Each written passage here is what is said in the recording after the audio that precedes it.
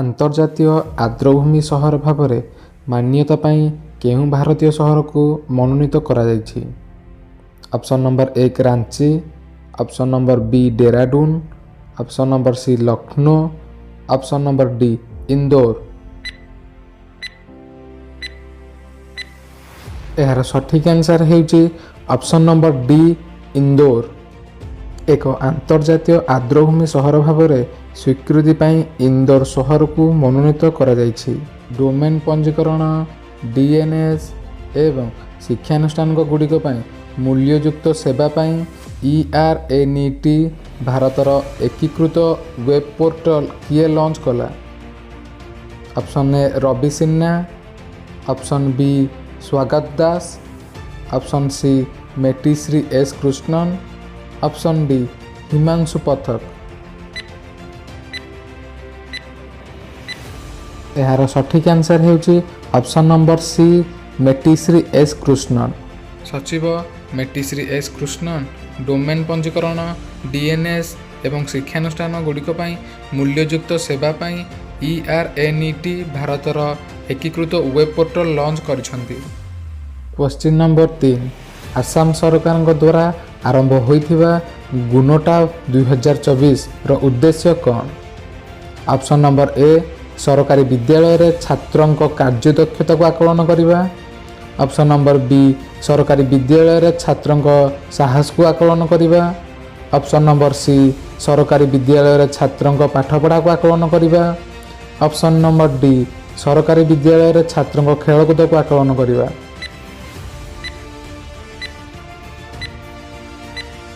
ଏହାର ସଠିକ୍ ଆନ୍ସର ହେଉଛି ଅପସନ୍ ନମ୍ବର A ସରକାରୀ ବିଦ୍ୟାଳୟରେ ଛାତ୍ରଙ୍କ କାର୍ଯ୍ୟଦକ୍ଷତାକୁ ଆକଳନ କରିବା।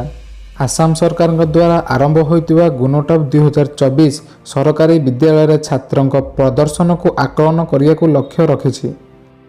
କ୍ୱେଶ୍ଚିନ୍ ନମ୍ବର 4 RECPDCL ଏବଂ ଗୁଜରାଟ ସରକାରଙ୍କ ମଧ୍ୟରେ ସ୍ୱାକ୍ଷରିତ ସ୍ମାରକପତ୍ର MOUର ଧ୍ୟାନ କ'ଣ? Option number A Atlantics project, option number B smart meter project, option number C XYZ project, option number D ବିଜୟର ରାସ୍ତା project.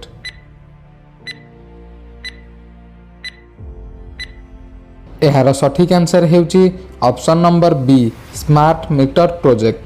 Rural electrification corporation limited, power development and consultants limited RECPDCL ଏକ ସ୍ମାର୍ଟ ମିଟର ପ୍ରକଳ୍ପ ପାଇଁ ଗୁଜରାଟ ସରକାରଙ୍କ ସହ ଏକ MOU memorandum of understanding ସ୍ୱାକ୍ଷର କରିଛି।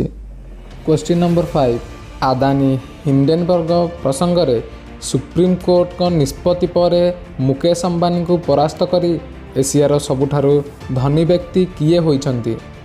Option number A Uday Kotak, option number B Azim Premji, option number C Gautam Adani, option number D Lakshmi Mittal.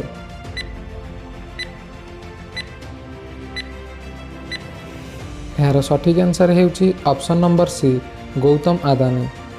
Adani Hindenburg ମାମଲାରେ ଗୌତମ ଆଦାନୀଙ୍କ ସପକ୍ଷରେ ସୁପ୍ରିମକୋର୍ଟ ରାୟ ଦେବା ପରେ ସେ ମୁକେଶ ଅମ୍ବାନୀଙ୍କଠୁ ଅତିକ୍ରମ କରି ଏସିଆର ସବୁଠାରୁ ଧନୀ ବ୍ୟକ୍ତି ହୋଇପାରିଛନ୍ତି। ଏପରି ଭିଡ଼ିଓ ପାଇଁ ଆମ ଚ୍ୟାନେଲକୁ ସେୟାର ଏବଂ ସବସ୍କ୍ରାଇବ୍ କରନ୍ତୁ। ଧନ୍ୟବାଦ।